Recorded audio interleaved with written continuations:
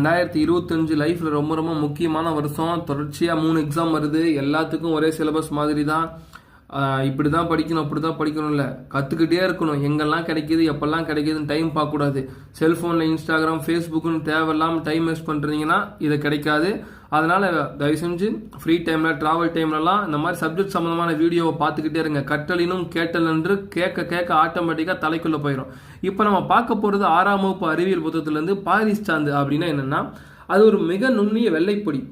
Calcium sulphate hemihydrate, நல்லா பார்த்துங்க, calcium sulphate hemihydrate. இதன் மூலக்கூறு வாய்ப்பாடு வந்து CaSO4 பாரிஸ் சாந்து தயாரிக்க பயன்படும் ஜிப்சம் வந்து பிரான்ஸ் நாட்டோட தலைநகரான பாரிஸில் அதிக அளவில் கிடைப்பதால தான் இது பாரிஸ் சாந்துன்னு அழைக்கப்படுது.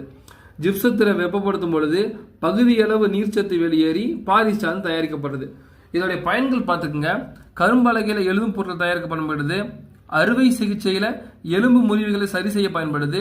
சிலைகள் வார்ப்பதற்கு பயன்படுது. கட்டுமான துறையில் பயன்படுது. இந்த பாரிஸ் சாந்து பார்த்துங்க. ஃப்ரீ டைம் எல்லாம் தயவு செஞ்சு சொல்கிறேன், ஒவ்வொரு மணி நேரமும் முக்கியம், ஒவ்வொரு நிமிஷமும் உங்கள் லைஃப்பில் முக்கியம். அரசு வேலை வாங்கணும்னு முடிவு பண்ணிட்டீங்கன்னா அதனால் டைம் வேஸ்ட் பண்ணாதீங்க. படிக்கிறவங்களோட சேர்ந்து படிங்க, நிறைய ஷேர் பண்ணிக்கோங்க. செல்ஃபிஷாக படிச்சிங்கன்னா காம்படிட்டிவ் எக்ஸாமில் ஜெயிக்கிறது கஷ்டம். அதனால் நிறையா குரூப்போடு சேர்ந்து படிங்க. இது பிடிச்சிருந்தா லைக் பண்ணுங்கள், உங்கள் ஃப்ரெண்ட்ஸுக்கு மறக்காமல் ஷேர் பண்ணுங்கள். தேங்க்யூ.